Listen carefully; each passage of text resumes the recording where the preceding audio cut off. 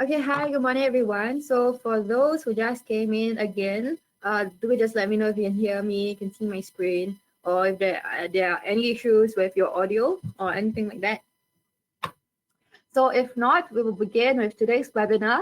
And today we will be talking about, okay, all okay. Thank you, Mi. Okay, so anyways, today we will be talking about the principles of technical analysis. Okay, so if you actually attended our last two webinars, I think we actually talked about fundamental analysis. So over time, you're going to realize that when you stack these different types of analysis together, it actually refines your trading strategy a lot, and it really increases the probability of you winning a trade. Right, so let's just take a look at what we're going to be looking at today. So in today, we will be covering a very basic intro as to what technical analysis is, look at the principles, why on earth does it work? So I'm sure most of us would have had our reservations about technical analysis. Some of us might be a little bit more geared or believe in fundamental analysis a little bit more. So here we will just give you an understanding as to why it works. And of course, talk a little bit about the advantages, some criticisms that you might have heard of, you might think of even. And finally, Clarice. I have Clarice with me today. Clarice will be bringing you through the Dow theory. Okay, so before that, we will just do a very quick recap on what we talked about in the last two webinars for those of you who were not here with us. So basically, we talked about fundamental analysis. Wait, let me just get a pen.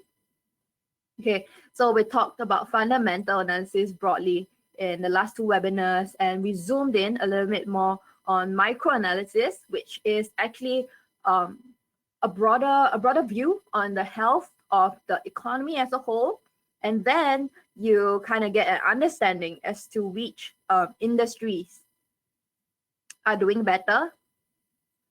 So from there, you zoom in further and look into companies. So this is where you look into companies, right? Sorry, pardon my um terrible handwriting. So this is where we look into companies, where we look at the methods of how the company is governed, and you look at their financial health. Do they have a very good debt to earnings ratio?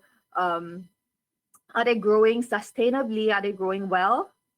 So this is the part where Clarice actually went through with you a lot of the um, ratios, a bit more technical-ish financial part of it. And today we will be moving on to our fourth step, which is technical analysis. Okay, so previously we looked at how these five factors will affect the prices of different securities. So we looked at things like currencies, we looked at indexes, we looked at stocks, right? So we had a very sort of an economic crash course, I would say. And then we had an example on the non-farm payroll, which is one of the most important macro indicators that traders tend to look at when trying to understand whether, broadly speaking, is the economy doing well? Are they increasing the number of quality employment, right? So non-farm payroll, as its name mentions, basically it really just it excludes all the sort of lower skilled jobs. So it basically measures the increase in the high skilled jobs, right? So here we have some data, a little bit more prominent data over here. Basically, the non-farm payrolls were severely impacted during the last year's March 2020 because of the pandemic, and it actually shrunk by 701,000. Unemployment rose to 4.4. So this is the kind of news that traders tend to look out for when trying to zoom in as to which economies might be doing better and which economies are doing worse. Okay, so no questions so far. Okay, I'll just move on. So what is technical analysis? So I'm sure most of you might have would have come across various kinds of shapes, patterns, indicators, and technical analysis essentially is really just the study of price action, is the study of historical price action, in fact. right? With purpose of using it to forecast the future price. Okay, so some of us might think that it is very subjective, it is very random, and perhaps because of random walk theory, so on and so forth, technical analysis might not, maybe you might think that basically there is no proper theory behind it. However, in fact, technical analysis, right, is actually based a lot on price and volume. So later you'll get a better understanding as to how each of these indicators work. So it is actually quite mathematical. It's quite mathematical. There's a lot of statistics behind it. If you really go and understand how the indicators work, it's really based on things like momentum. How fast is the number of trades increasing and things like that. Okay, so these are some of the patterns that you might recognize over time. And here we have some indicators, right? So like what I mentioned, basically here you have your RSI.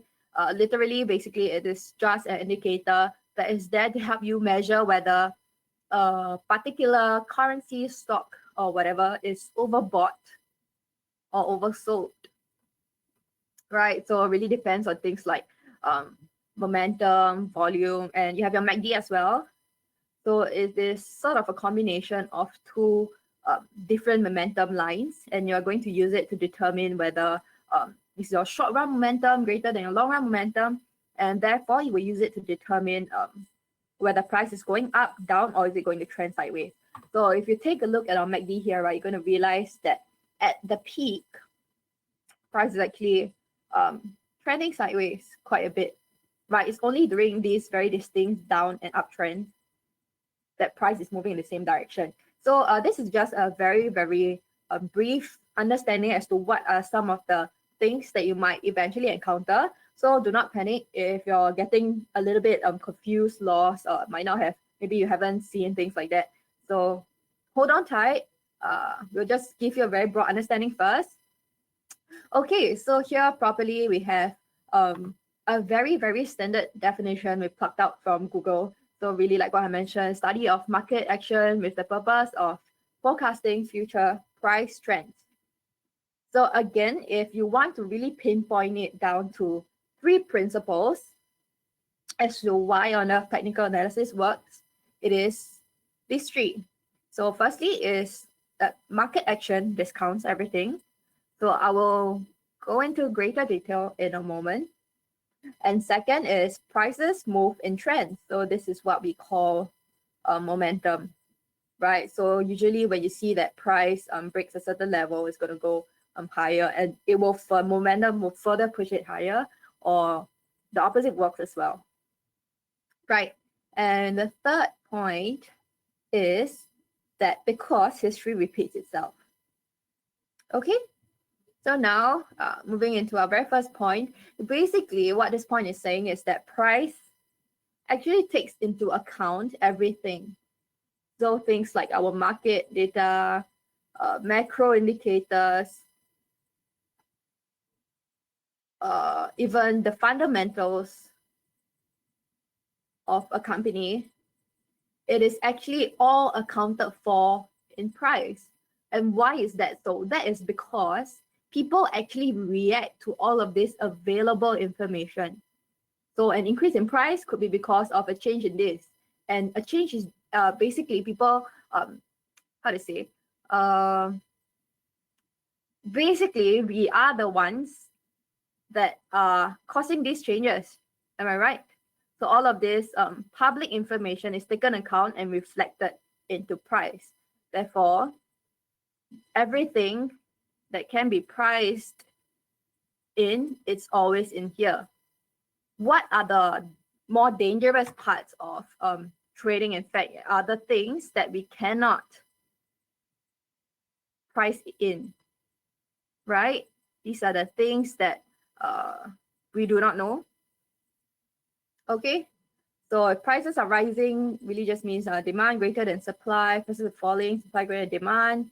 And this is a very popular saying that you might have or might not have heard of. So let's just move into our second point. Okay, so we say that price moves in trends. So like what I mentioned just now, typically when you have an uptrend, it breaks a certain level, it's just going to push up further and further because of momentum. And the other direction works as well. So you have this. And however, something to note that for sure you might know is that price is never a clear, straight line, right? It always moves up in a little bit of direction, a little bit of a zigzag fashion. And it works for the downtrend as well. And this is what we call a range. So we call this accumulation phase or consolidation. Or sometimes you might hear people say that it is trending sideways, right? Because it is neither of these trends and price is really just bouncing between two ranges. So you can really you can trade off this, and even this. Okay. So the last reason why many people feel that technical analysis works is because investors' behavior tend to repeat itself over time. Right, so let's say, for example, you have oil. Okay, so oil, you have your EIA report every Wednesday, something like that. So every Wednesday, you can expect a certain reaction on the price of oil before the report is released. And that is something that can be monitored, can be traced, and can be used to forecast prices in the future, right? So for those of you who do not really know what an EIA report is, it's basically a US inventory report on the amount of oils they have. And this is something that the oil traders tend to look out for every week on Wednesday because it will for sure affect the levels, for sure will affect the prices, right? So things like this can be monitored and used to predict future prices. Okay, so a very big part as to why this history repeating itself thing works is because it really relies very heavily on human psychology, right? Sometimes the way we think about certain news or the way we react to having a certain news release never really changes. So things like this actually keeps technical analysis going. So it worked in the past and it will continue working in the future. Okay, so now we'll just take a look at some of the advantages of technical analysis and why, despite all of the variety of different types of analysis, there are still a very strong group of people who are technical traders. Okay, so firstly, it is because it is very flexible and it is easily adaptable. So what this means is basically you can transfer it to a variety of securities. You can use it for stocks, indices, commodities, and it will all work. It doesn't discriminate basically. Okay, so flexibility is really just in terms of similarly, you can use it on multiple securities, and there is also flexibility in time frame. Okay, so you might have heard, or people might think that technical analysis works a lot better on shorter time frames, but it actually works on every time frame. So unlike fundamental analysis, right, which is what we covered last week, where you find the fair value of a company, these actually works better if you are a long-term trader, right? So this is the difference between the time frame for fundamental analysis and technical analysis. Okay, so the second technical analysis advantage is we just applies to different trading mediums, like I mentioned, and okay, like what I mentioned again, applies to different time dimensions, and it also plays a role in economic forecasting. Why is this so? This is because we look at price, right? So price actually tells you a lot about supply, tells you a lot about demand, and these supply and demand actually shows you a lot about sentiment, right? Why are people demanding a certain type of security more? Is it because they have greater faith in the future economy outlook, or what is it, right? So it actually plays a role in economic forecasting. Okay, so basically, if we were to look a little bit more in depth, the flexibility and adaptability is really just, it allows you with one skill to use it on so many things, right? You can use it on many different markets, different types of assets, and it is very easy for you to transfer this very same skill set you have on any other thing, right?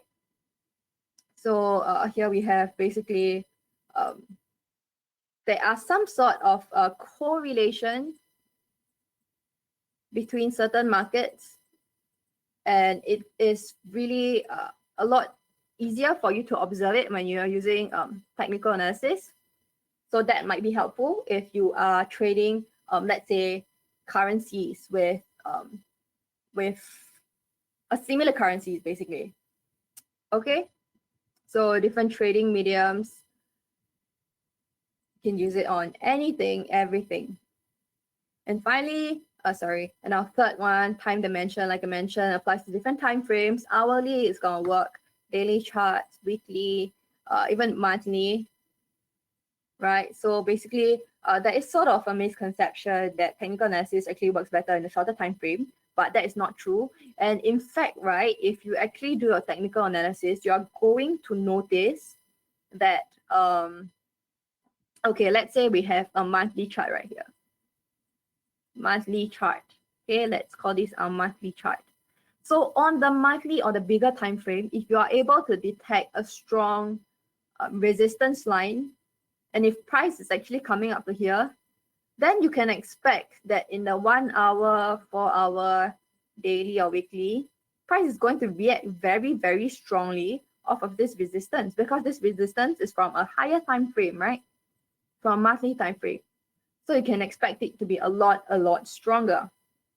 Okay. So now we'll take a look at how price can actually help us with economic forecasting. So again, like I mentioned, the charts of commodities, which is your price, and your price tells you demand, supply. So demand tells you sentiment, right? All of these actually indicate the strength, the perception, the outlook of an economy, as well as the direction of inflation. But of course, this really depends on what kind of security commodities that you're looking at. Okay, so yeah, so rising commodities suggest a stronger economy and a higher tendency for inflation. Falling commodities show a slowing economy and likely a drop in inflation.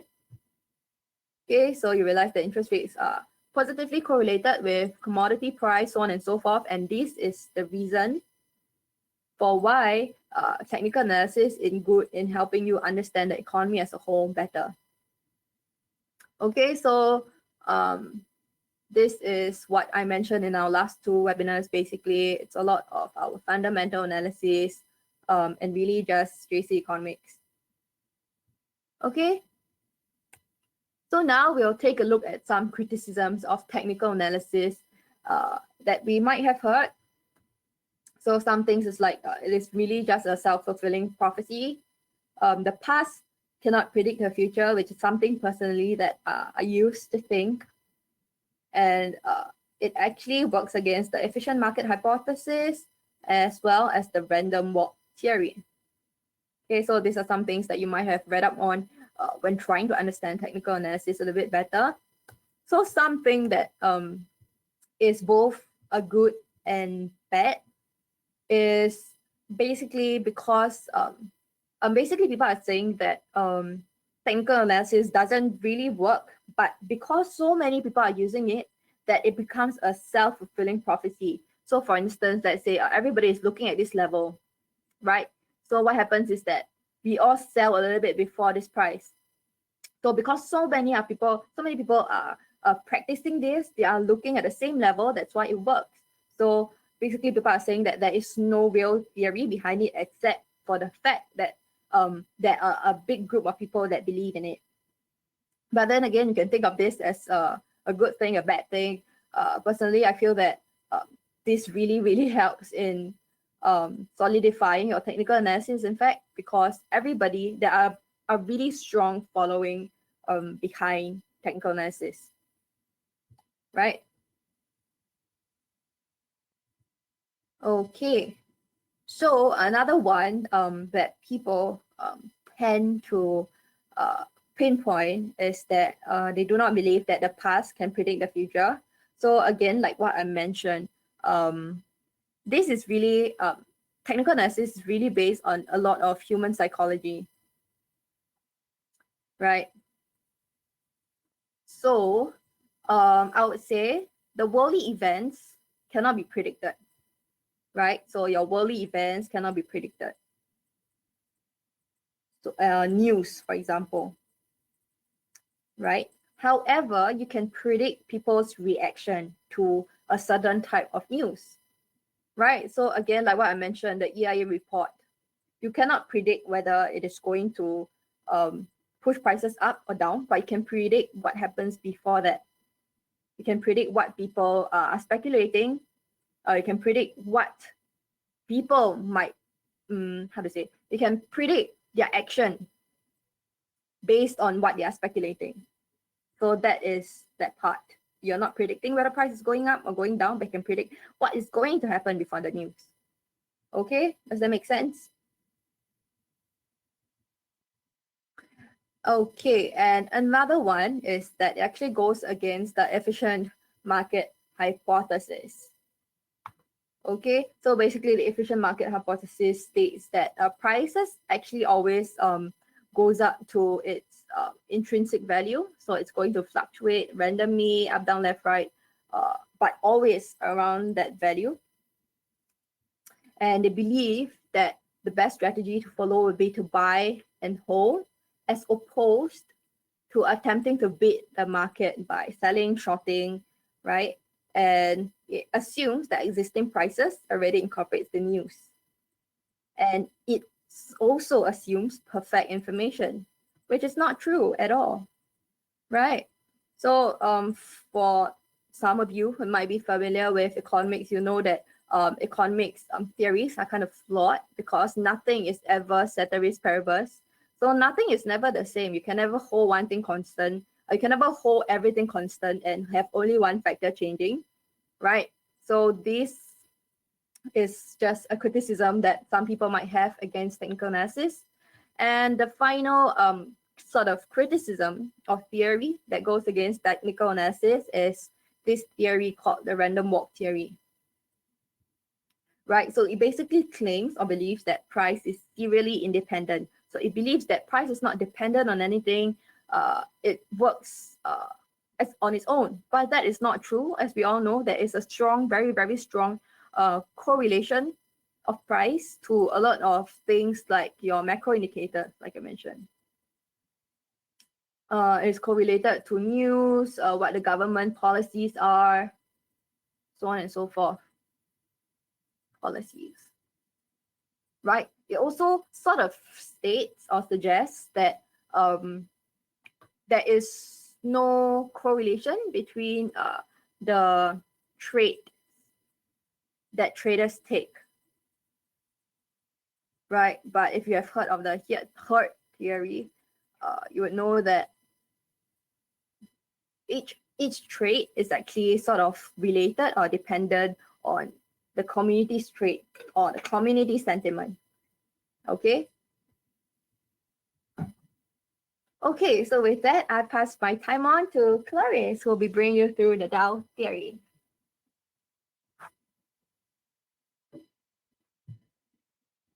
All right, thanks, Janelle, for giving us those informative sharing.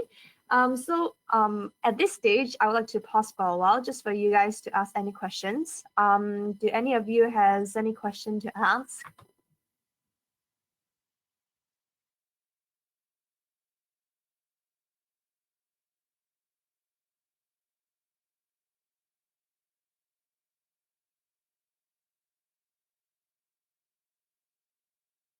Okay, seems like everything is all good. So I will just briefly walk you through what is the Dow theory. So I believe many of you would have heard of Dow Jones, right? The Dow Jones Index, one of our main market indices to measure the performance of a stock market. So the Dow theory actually has relevance to this. Okay, so okay, let me just Sorry about the pen. Let me erase this. Okay, so, all right. I mean, I'll just briefly introduce to you what is the history behind what is the Dow Jones and what is the Dow theory. So basically, it's a theory that's so-called crafted by this person called Charles Henry Dawes, and he is also the person who co-founded the Dow Jones and Company, as well as the Wall Street Journal. Okay, Wall Street Journal is definitely one of our most recognized industrial so-called material to read after for news, for analysis, and everything. So basically, he's the one who developed the Dow theory and also the basis for technical analysis. So Janelle have already walked you through what technical analysis basically has its basis in. So I'll just introduce to you further on how it links to this theory in general. Okay, basically these three persons are also so co-founders of the Dow theory. Okay, and then basically we have 6 basic principles to look at, as summarized by all these journalists and researchers. Okay, so the first basic concept, as introduced earlier by Janelle, is that the market has 3 main movements. And Dow, okay, he identified 3 types of price movements for the market. So basically, we usually look at charts in different time frames, right? We mostly look at, let's say, we go from the most so-called the longest period of time, and then we look at the so-called monthly, and then we look at the weekly time frame. We go down to the daily time frame, and then we go down to the 4-hour time frame, 1-hour time frame, right? So what we're seeing here is that the main movements, so-called the biggest movement, usually, let's say it will happen on a monthly or weekly basis. It will usually last or even last for more than a year. So it's like a huge yearly basis. And the secondary movement usually lasts between 3 weeks to 6 months. So we are looking at a smaller time frame here. All right, and then there will be even smaller or minor movements that will last less than 3 to 4 weeks. So we are looking in between days. So we're looking in a daily time frame.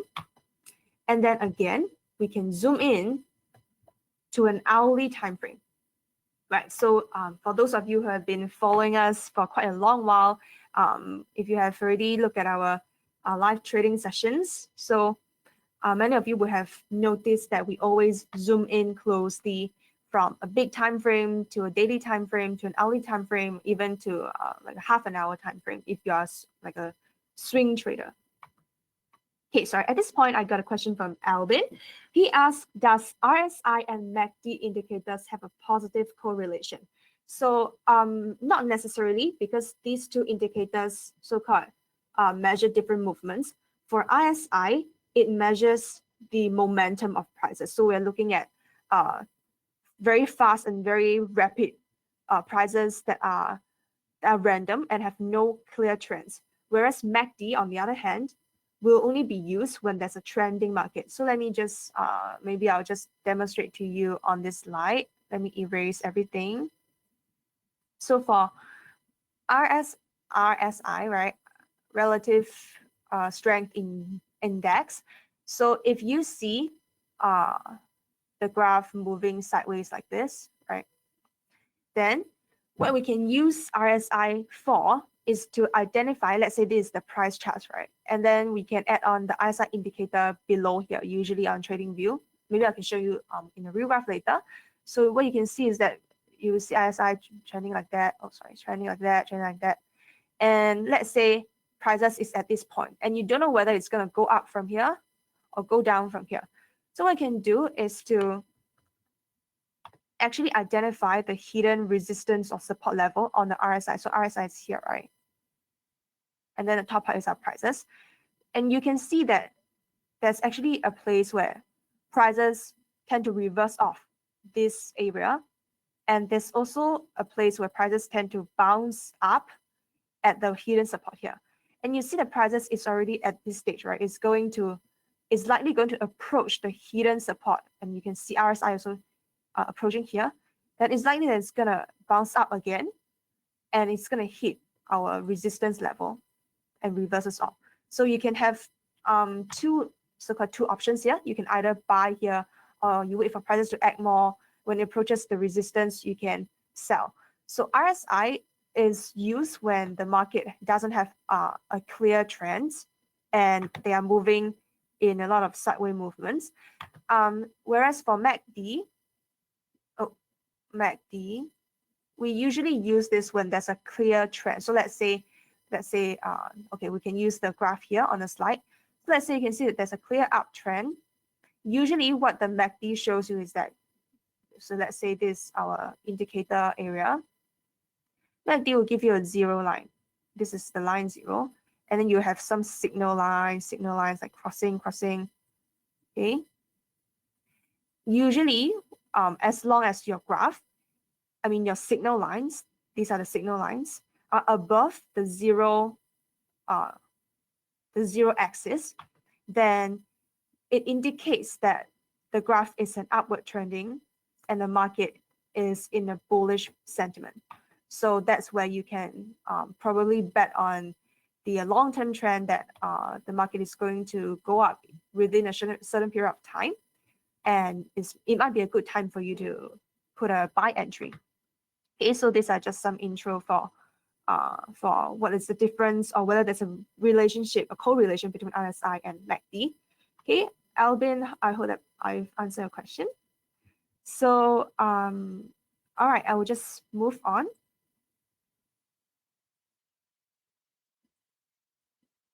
Okay, the next concept that I would like to introduce to you is regarding the different phases in the market, right?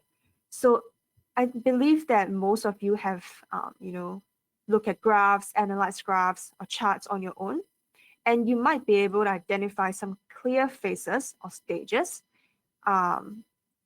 amongst these movements. So for instance, if we were to look at a normal looking graph, right? In most graphs, there would be a huge accumulation and consolidation stage as introduced by Janelle just now, where there would be trending price levels. So you see that prices are kind of making the same levels of highs, and probably there's very similar levels of lows, and there's no clear trends at this moment. And that's where we call it trending or accumulation. And then the next one, followed by that, would be participation. So this is the stage where trend followers would start to so-called enter the trades. They would at this stage, maybe they would buy. Okay, they would accumulate the stocks and buy the stocks, and that would beat up the prices.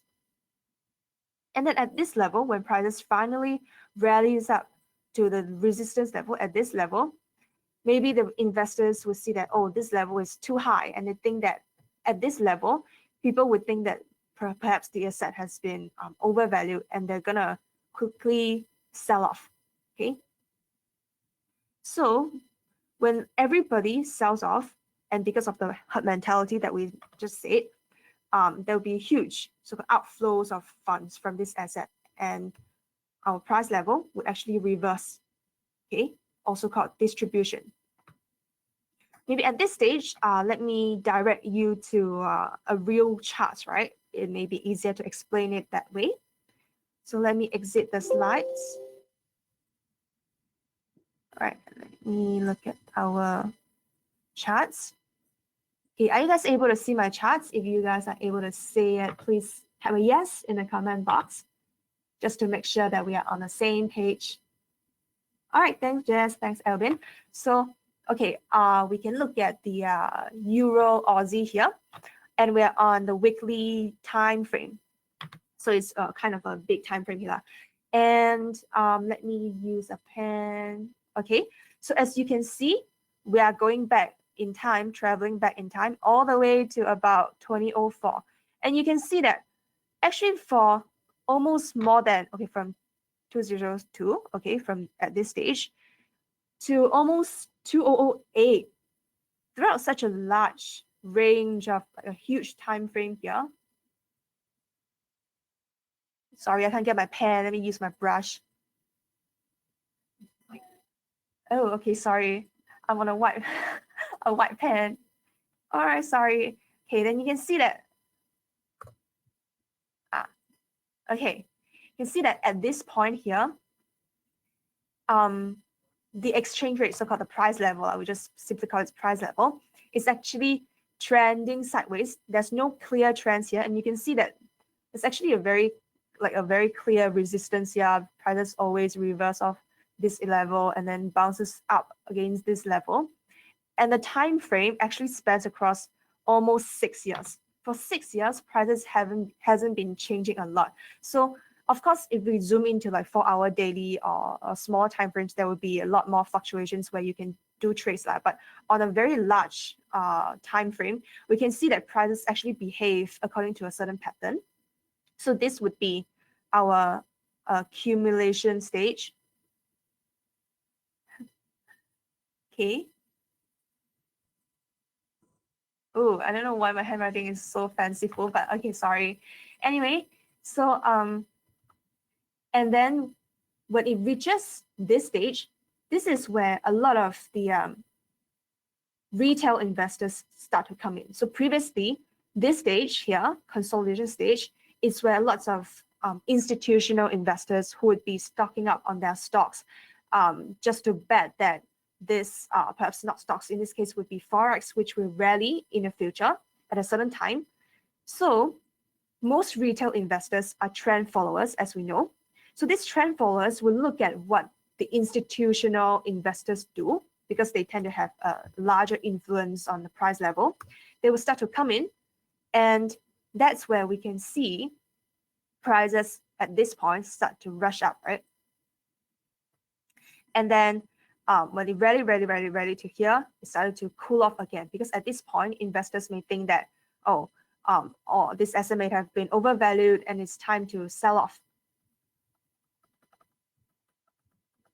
Or when there's some cyclical changes.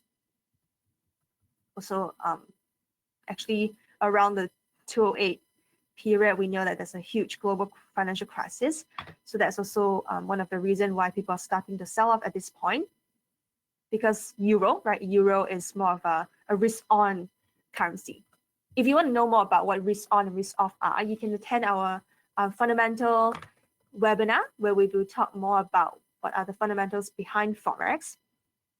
Okay, so some of you may be wondering, so let's say if prices are now at,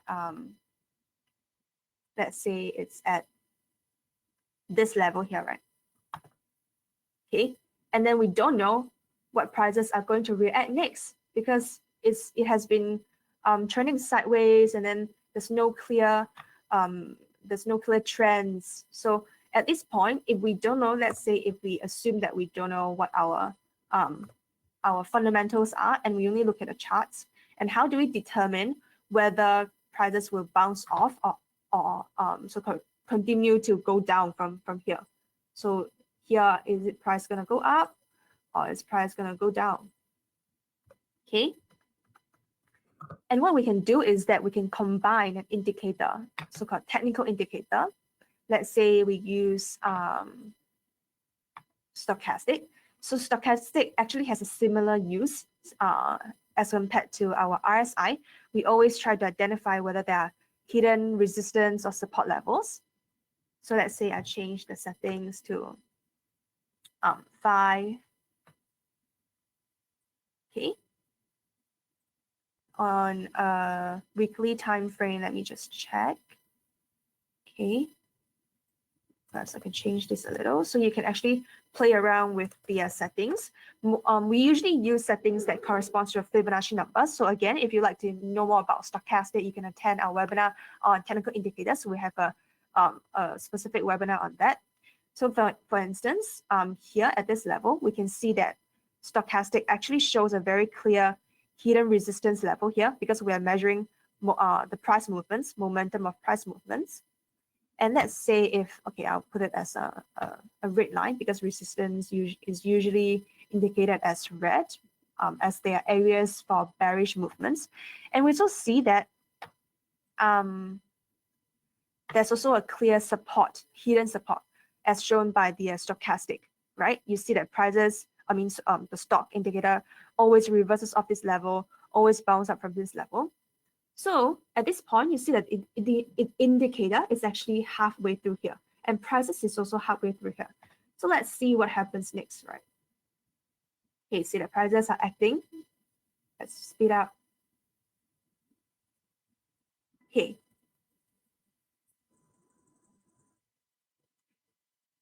Okay, that means, do you see that prices are actually reversing off here? There's a resistance level here, a swing high resistance. Let me just put it resistance. And then prices actually also reverses off this red line here very well. And that's how we can bet on the, let's say we are at this stage here and it's approaching our support. We can kind of know that prices will bounce off at this level and we can possibly put a buy entry here. Okay, so that's how we determine how prices will move when we combine technical indicators. Okay, so I will be going back to our slides here. Okay, so basically there was a real life example of how we can look at how the market trends in 3 different phases.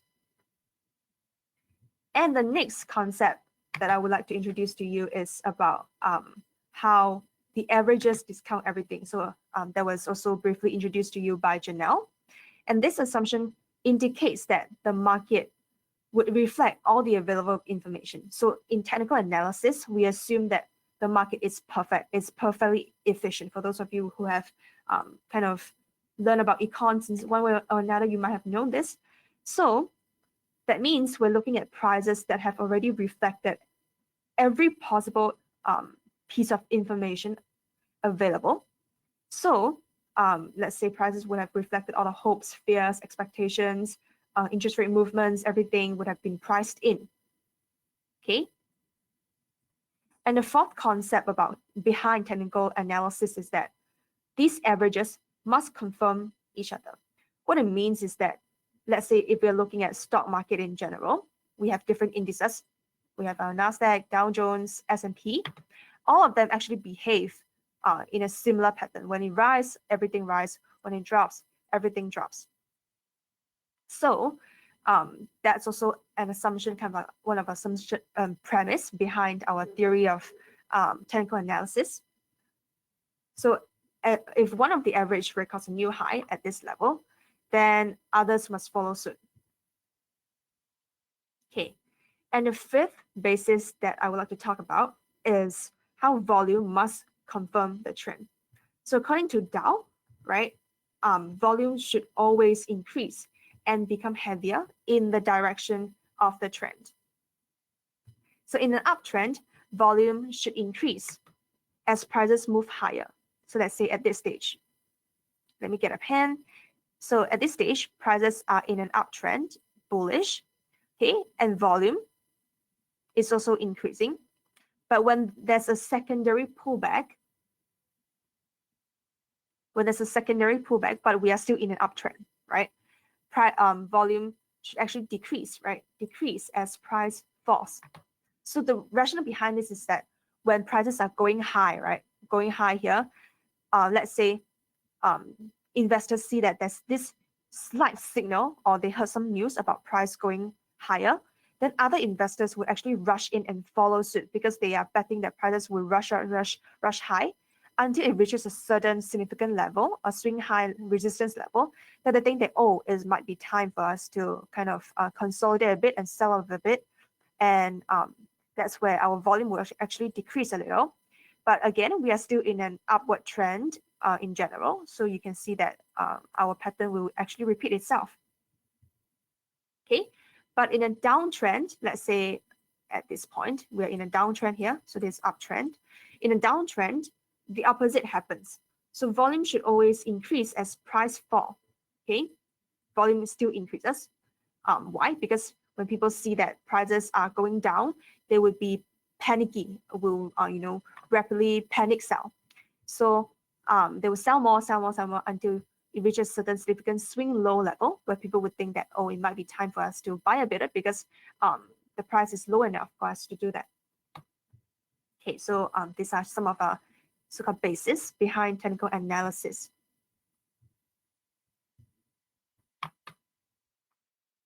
All right, and then so-called last basis that I would like to introduce to you is regarding how a trend is more likely to continue than to reverse. So in layman terms, what we're saying is that statistically, a trend is more likely to continue than to reverse. And that is also why, we usually look at our charts from the monthly time frame. Then we go down to weekly, go down to daily, and then 4 hours, 1 hour. And the notion behind this is that we always want to look at what the prices are behaving on a super large time frame so that we can identify the long-term bias. And we can zoom into smaller time frames. Let's say if you're looking at a 4-hour time frame to execute our trade. Then if on the long-term monthly bias is something that's bullish, and we are betting on something that's also bullish on a 4-hour time frame, then it's likely that our trade would have a higher probability of reaching our take profit level, because our shorter term swings are behaving in accordance with our long-term bias.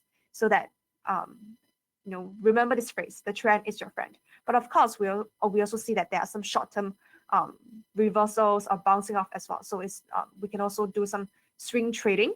It's just that if in the short term we see that we are betting that prices will go down, but the long-term trend is actually going up, right? And we see that there's some conflict here, then we might go in a trade as a small position so that we make sure we don't take up such high risk. Okay, so as you can see, the trends over different time frames can improve or increase your profit making opportunities.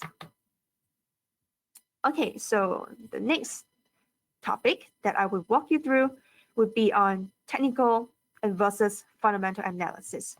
Janelle has walked you through briefly, recapped on what fundamental analysis comprises of, and some of you may have sat through our fundamental analysis webinar last week as well, where we've talked a lot about what are the, let's say, P/E ratios for stocks, and then for Forex, we look at treasury yields, we look at the S&P, the stock market, how prices act as well. Okay, so at this point, I will just briefly run you through what are the main differences between these two approaches, and of course, what are the pros and cons of these two approaches. Okay, so fundamental analysis, as we know, is basically the study of all the relevant factors that affect an economy, market, or asset class. So basically, we're looking at the different events, different news events, or triggering factors that will actually result in changes in price movements. Okay, so interest rate, inflation rate, rate of growth, employment, politics, all these play a part. But at the micro level, we also look at financial statements, company accounts, all these mostly for stocks. For Forex, we just usually focus on the macro most of the time.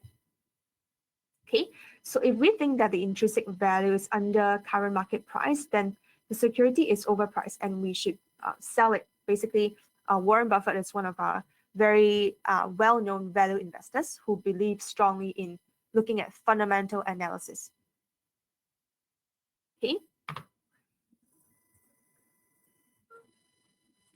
Okay, so just an example. If on a fundamental perspective, we believe that the intrinsic value of a security is about $130, $1.30. And if the market price is below the intrinsic value, fundamentalists will actually buy the security, right? Even on its way down, even if we are, let's say, prices are actually kind of trending downwards here, because they believe that in the long run, prices will still go up. Okay, so that's what they think.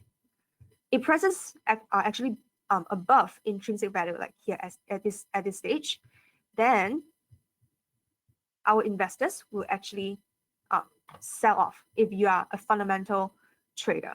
But technical analysis on that perspective, or technicians, they will only sell after a reversal or on the way down. So,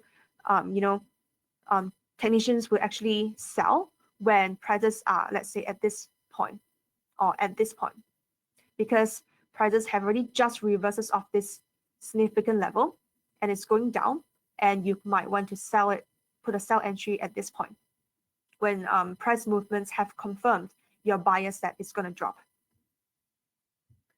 Okay, so when studying markets, right, we usually combine these two approaches, technical and fundamental, but there are times when at critical turning points where these two approaches disagree with each other. And usually fundamentalists of the fundamental approach cannot really explain the factors behind new market movements at the beginning of an important market trend. And this is because in many occasions, price tend to lead the known fundamentals. So what it means is that the basis behind technical and fundamental is that, as mentioned by Janelle, technical analysis assume that the market is perfect and everything would have been priced in, so it's perfectly efficient. And a fundamental approach, on the other hand, thinks that there's an imperfect market and there's inefficiencies in the market, and it's likely that in the future, the market will correct itself and realize that there are some info that hasn't been priced in. So what it means is that, let's say, if you look at a company's stocks, right? If you look at a company's financial statements, that set of financial statements and a report that's been released onto your stock exchange are actually lagging, so-called lagging metrics, because all those time and effort invested into auditing your financial statements, preparing the annual report, by then it takes a few months, like 3 months behind your let's say if you look at the end of year results, you're looking at it 3 months into ahead of that period of time. So by then prices would have already moved, and all this information would not have been reflected in your fundamental approach. But if you look at a technical approach, prices would have moved by a lot by then, and it would be easier for you to use a technical analysis if you want to actually confirm your bias. Okay, or if you look at, let's say, more of the technical side, for S&P, we can see that S&P has been rallying throughout the years, right? But even rallied even during the time where Trump was in office, where many people actually bet that the market would plunge. But we see that in the long run, S&P still continues to rally.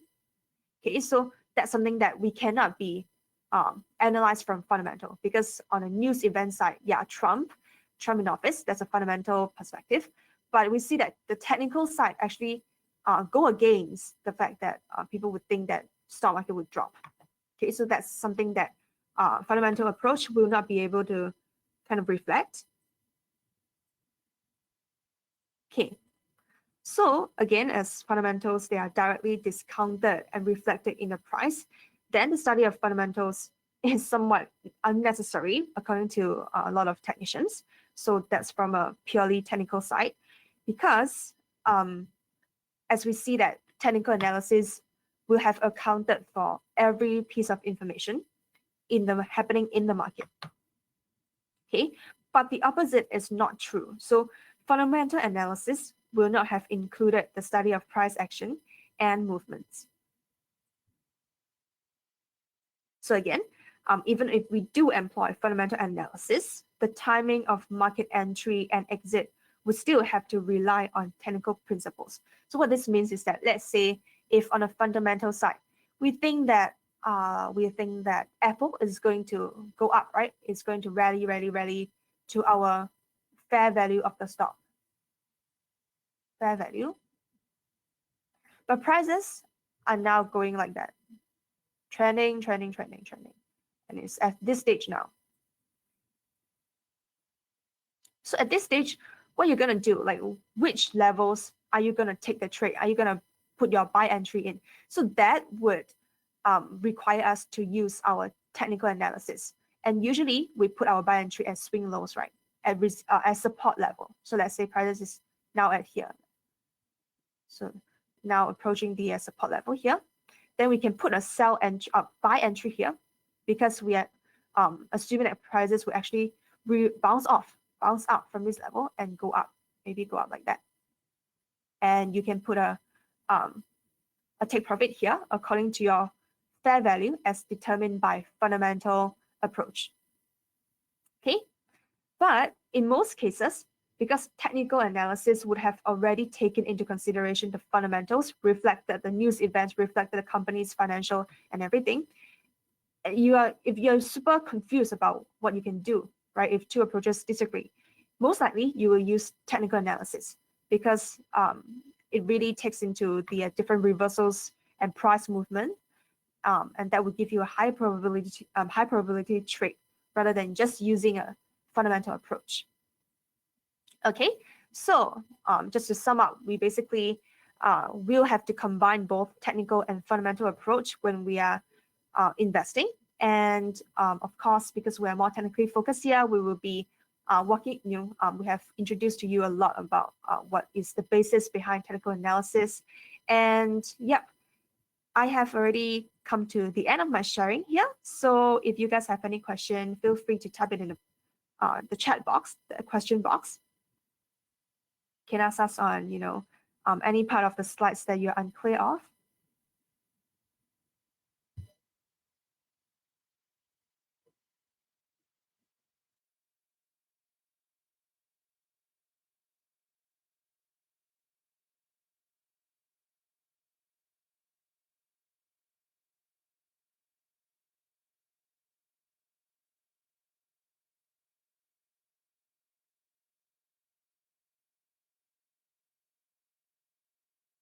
All right, any question? If you guys have no question, I will end off our sharing here.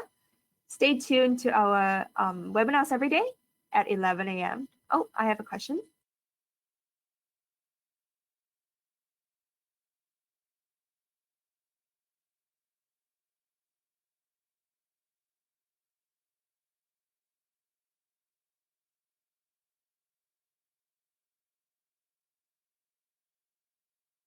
Hi, Miyu. Okay, I just received a question.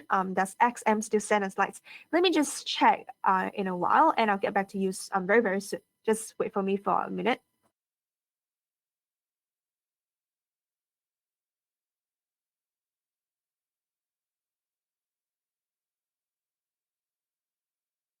All right, thank you guys. We'll see you.